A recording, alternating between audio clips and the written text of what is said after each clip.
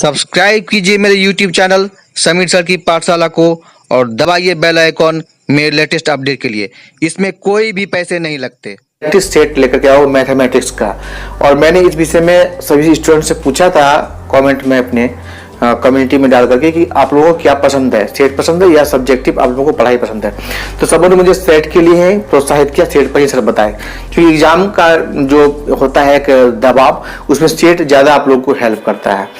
तो चलिए शुरू करने से पहले वीडियो में ये कहना चाहूँगा, जो लोग भी आज मेरे चैनल पर नए आए हैं वो कृपया सब्सक्राइब जरूर कर दें, साथ ही बेल आइकॉन बटन भी दबा दें ताकि मेरे लेटेस्ट अपडेट आप लोगों तक तुरंत ही पहुँच सके।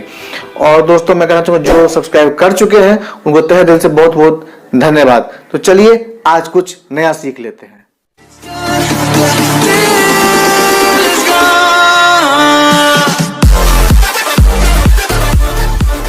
और जब तक एग्जाम नहीं होती मैं अनवरत ये जो है चलाता रहूंगा। तो आप लोग मेरे साथ बने रहने के लिए अगर आप लोग को अच्छा लगे ये वीडियो तो एक लाइक जरूर कर दें, साथ ही अगर बहुत ज्यादा अच्छा लगे और चाहे कि मेरे साथ बने रहें तो सब्सक्राइब कर दें, साथ ही बेल आइकॉन भी दबाएं ताकि मेरे लेटेस्ट अपडेट आप लोग तक तुरंत ही पहुंच सके। तो चलिए प्रश्न को प्रारंभ करते हैं। ये पहला प्रश्न आपको दिया हुआ है एज यानी आयु से। ये आपको बता दें मैथ में भी आता है और रीजनिंग में भी इसको ढकेला गया, दोनों में ही चले जाता है। तो ये प्रश्न रितेश और वंश की आयु का अनुपात 8:15 है। 9 वर्ष के बाद उनकी आयु का अनुपात 11:18 हो जाता है। उनकी आयु में कितना अंतर है? 4 ऑप्शन आपके सामने दिए गए हैं। अगर आप लोग बनाते हैं तो मेरे ख्याल से बुक के अंदर इस तरह बनाएंगे। रितेश और वंश है तो ठीक है, आर और भी लिख दिए, ठीक है। इसके बाद उनका वर्तमान आयु का प्रेजेंट आयु का अनुपात क्या है? प्रेजेंट रेशियो में कर देता हूं, कितना है आपको? 8 है और 15 है, ठीक है। 9 वर्ष के बाद उनकी आयु 11-18 हो जाती है। 9 वर्ष बाद है ना, उनकी आयु कितने थे? 11:18।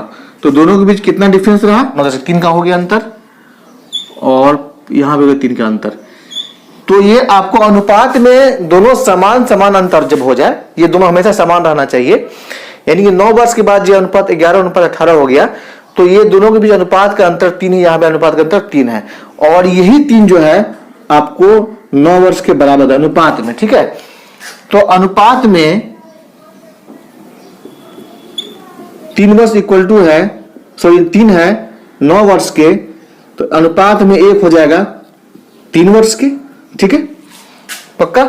इसके बाद बोल रहा है क्या कि दोनों का अंतर कितना है? तो ये प्रेजेंट के बारे में पूछ रहा है, ठीक है। तो इसका अंतर कितना है? 8 15 -8 बराबर कितना होता है? 7। अगर भूल से आप ये भी ले लेते इसका अंतर भी 7 ही होता है। तो जब एक अनुपात का वैल्यू है 3 वर्ष तो 7 का कितना हो जाएगा? 3 × 7 यानी कि 21 वर्ष। ये हो गया आपका आंसर, ठीक है। यह है शॉर्ट विधि। अगर नहीं समझे हो तो कमेंट बॉक्स में लिखे, मैं आपको फिर से बता दूंगा। यहां पर फिर से बता देता हूं, यहां पर दोनों का अंतर हो गया 3 वर्ष, सॉरी अनुपात में 3 का अंतर हो गया। अगर 3 का अंतर हो गया 9 वर्ष के बराबर तो 1 का अंतर हो गया यूनिट का 3 वर्ष के बराबर। दोनों का पूछता है अंतर, यानी इसका डिफरेंस अनुपात में होता है 7, तो 7 होता है। तो ये आप जो 1 यदि 3 वर्ष के बराबर है तो 7 कितना होगा? तो 3 × 7 कर देंगे, हो जाएगा 21 वर्ष। ये आपका हो गया आंसर। चलिए आप लिखते हैं 2 नंबर प्रश्न में। तो ये 2 नंबर का प्रश्न, इसमें लिखा हुआ है 12, 15, 18 और 27 से पूर्णतः विभाज्य यानी कि भाग लगने वाली 4 अंकों वाली सबसे बड़ी संख्या क्या है? ये 4 ऑप्शन दिए गए हैं। तो आपको एक रेफरेंस चुनना होगा। 4 अंकों की सबसे बड़ी संख्या क्या होती है?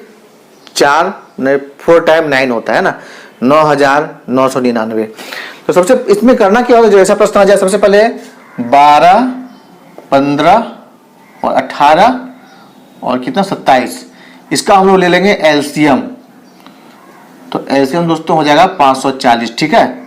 निकालने के बाद अब हम लोग जो रेफरेंस लेते हैं 9999, ये 4 अंक की सबसे बड़ी संख्या होती है। लेकिन अब देखिए ये संख्या वो हो गई जो एलसीएम से संख्या पूरी तरह कटेगा 4 अंकों वाली, वही 12 से 15 से 18 27 से सबसे कटेगा, ठीक है। तो सबसे पहले एलसीएम से हम भाग देते हैं, तो 540 से कटेगा, एक बार में जाएगा, हो गया 540, 9 हो गया, 9 हो गया, 5 4 9 हो गया, यहाँ गया 4।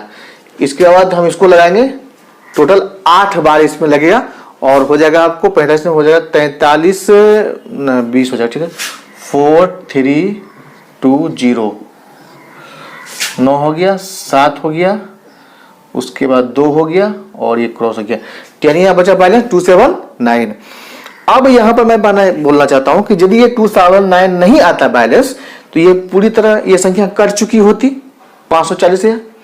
यदि पूरी तरह कट चुकी होती तो इसके मतलब वो संख्या जो है 12 से भी कटती, 15 से भी कटती, 18 से भी और 27 से भी कटती, क्योंकि जब एलसीएम से कटेगा तो हर एक से कटेगा, ये इसका नियम ही है। तो इस प्रकार से हम लोग रिक्वायर्ड नंबर यानी अभिष्ट संख्या जो होता है वो हम निकाल लेंगे। 4 टाइम 9 है, इसमें कर देते हैं -279 और आपका आंसर जो इसमें दिया हुआ है 9720, वही आपका हो जाता है आंसर। और ये है आपको नंबर बी में। ठीक है, तो काफी आसान लगा होगा समझने में। अब चलिए नंबर 3 देखते हैं क्या है। तो ये नंबर 3 का प्रश्न आपके सामने आ चुका है। लिखा हुआ है पूर्ण घन यानी क्यूब जो होता है बनाने के लिए 21,600 का किस संख्या से गुणा किया जाना चाहिए। इसका मतलब ये संख्या जो है क्यूब नहीं है ना, ये क्यूब नहीं है और स्क्वायर की बात नहीं, यहाँ क्यूब की बात हो रही है, यानी कि घन की बात हो रही है। तो इसमें से क्या हम इसमें से 4 जो है इसमें से हम इसमें गुना कर देंगे जिससे ये क्यूब में चेंज हो जाएगा। समझे क्यूब नहीं है तो इसको हम सबसे पहले देखिए, अगर आप लोग क्यूब और स्क्वायर याद नहीं है तो आप लोग कभी सक्सेस नहीं हो पाओगे, पहले ही बता देता हूं। तो चलिए इसको सबसे पहले हम इसको लिखते हैं 216 गुने 10। ये मैं आप लोग को समझाने के लिए लिख रहा हूं, ठीक है। यानी कि ये तो जितना उतना ही हो गया। 216 कितना होता है दोस्तों, ये होता है आपको 6 का क्यूब इंटू ये कितना होता है 10 का स्क्वायर।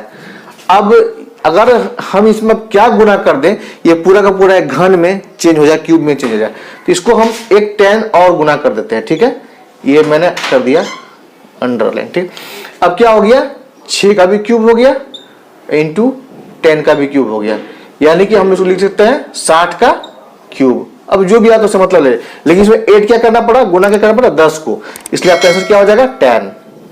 यानी 10 से गुना करने पर हम लोगों को प्राप्त हो गया एक पूर्णतः घन, जो कि आपको आंसर 10 है। ठीक है, चलते हैं अब नंबर 4 की ओर। तो ये चौथा नंबर का प्रश्न है, ये भी आयु संबंधी प्रश्न है, ए से रिलेटेड है। एक आदमी की 15 वर्ष बाद की आयु उसके 15 वर्ष पूर्व की आयु का 4 गुना हो जाएगी, तो आदमी की वर्तमान आयु क्या है, 4 ऑप्शन दिए गए। ठीक है, तो माना कि उसकी आयु जो है, मान लिया कि उसका आयु जो है वर्तमान आयु x है, ये इसका प्रेजेंट आयु है। और 15 वर्ष पूर्व यानी पहले जो 15 वर्ष होगा पहले, तो x में हो जाएगा माइनस, ये 15 वर्ष बाद हो जाएगा। और फिर बोल रहा है 15 वर्ष के बाद, यहां लिखा हुआ है, तो 15 वर्ष के बाद x प्लस 15 हो जाएगा, यानी प्रेजेंट में 15 जोड़ देंगे तो हो जाएगा फ्यूचर, प्रेजेंट में 15 माइनस कर देंगे तो हो जाएगा पास्ट। ठीक है, अब बोल रहा है कि ये आयु जो है इसका 4 गुना है, तो इसका एक समीकरण होता है, अगर ये 4 गुना है तो दोनों बराबर तो नहीं हुआ है ना, इसका 1/4, तो इसका मतलब इसको हम गुना 4 कर देते हैं। अब दोनों हो गया बराबर, सॉल्व कर दीजिए 4x minus 60 equal to x plus 15। अब इसको इधर कर देते हैं, हो जाता है आपको 75 और ये इधर कितना हो जाता है आपको 3x, 3 से कर जाएगा, x बराबर हो जाएगा 25, x का मान हो गया 25 वर्ष, ये हो गया आपका आंसर।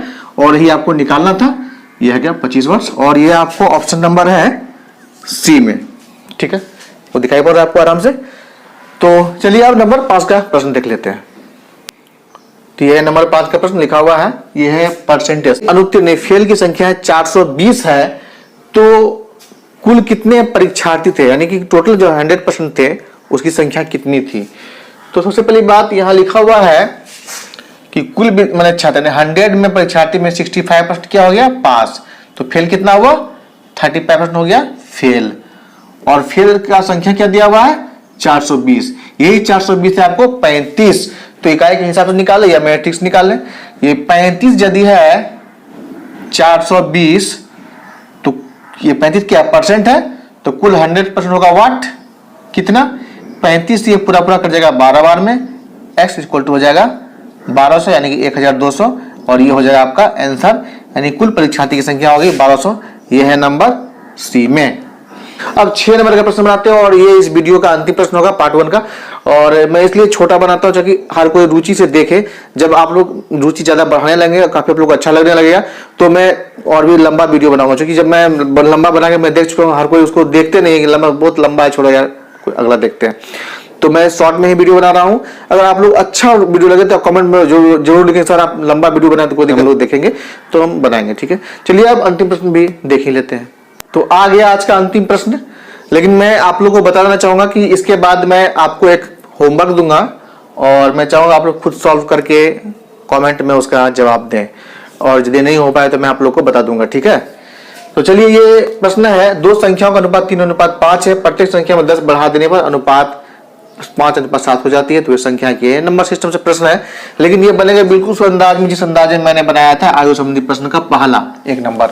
अगर आप लोग सिंपल बनाते हैं, दो संख्या है, माना कि एक x है एक y है, जो भी है, तो एक चलिए मान लीजिए कि x ही मान लीजिए 3x है, एक 5x है, संख्या होगी। तो प्रत्येक में 10 बढ़ा दिए, यानी 3x + 10 और 5x + 10। इतना करने से क्या होता है, ये संख्या हो जाती है 5/7। अब इसको सॉल्व कीजिए, फिर x का वैल्यू निकालिए, x का वैल्यू यहाँ पर पुट कीजिए और इंटू करने के बाद इससे आपका आंसर निकलेगा। लेकिन हम लोग ऐसा बिल्कुल भी नहीं करेंगे। क्या आपको 3:5, जब हम लोग 10 ऐड करते हैं, देखिए ये संख्या है 10 और ये दोनों क्या है, अनुपात। तो ऐड जब करते हैं तो ऐड करने के बाद क्या हो जाता है, यहाँ पे 5:7 हो जाती है, 5:7। तो कितना का इसमें वृद्धि हुआ, यहां से यहां तक में 3 2 5, 2 का हुआ, 5 2 7 2 का। देखिए ये हमेशा बराबर होना चाहिए, ठीक है। तो यहां पर क्या हो गया, संख्या में 10 यानी कि 10 है इस दो अनुपात के बराबर। तो संख्याएं क्या, यानी कि प्रेजेंट, ये संख्या पूछ रही थी, ये जो है ये संख्या क्या है, यानी उस समय जो संख्या थी, ठीक है। अगर x इस प्रकार से करते तो हम लोग को x लगा करके संख्या का मान निकलता। तो हम लोग ये कर सकते हैं, देखिए 2:10 के बराबर है, 3 है वाट के बराबर। 2 अनुपात यदि है 10 के बराबर, या 3 अनुपात है वाट के बराबर x, ठीक है। इसी प्रकार से एक प्रकार कर सकते हैं। फिर ये 2 है 10 के बराबर, तो 5 है वाट यानी y के बराबर। दोनों को फाइंड कर लेते हैं, या यूनिट इकाई में निकाल के भी हम लोग इसका आंसर बना सकते थे। 2 से हो गया 5 बार में, x का मान कितना हो गया, 5 × 15 15, और 2 से हो गया 5 बार में, y का मान कितना हो गया 25 25। तो दो संख्या 15 और 25 निकल के आई, जो कि आपको है नंबर डी में आपका आंसर यहाँ पे इस जगह पे। तो ये आप देख लीजिए, इसमें कितना टाइम लगेगा, इसमें आपको कितना टाइम लगेगा। ये बहुत ही कम समय में आपका हो जाएगा। भले समझाने में कुछ वक्त लगा, वो अलग बात है। तो मेरे ख्याल से जो अब कमेंट आ रहे थे कि सर थोड़ा समझाइए, रिपीट कीजिए, तो मैंने वो सारी बात की इसमें, और वीडियो ज़्यादा लंबा नहीं बन पाया, और 6 प्रश्न मैंने बताए। इस प्रकार से मैं पूरा का पूरा कंटिन्यू में अगर वीडियो डालता रहूँगा तो सारा आप लोग का कंप्लीट हो जाएगा। बहुत जल्द आप लोग सक्सेस पाएंगे, नौकरी पाएंगे, और अच्छे अच्छे दफ्तर में जाकर बैठेंगे। तो अगले वीडियो देते हैं विदा, और मिलते हैं अगले वीडियो में किसी अच्छे चैप्टर, अच्छी चीज़ों के साथ।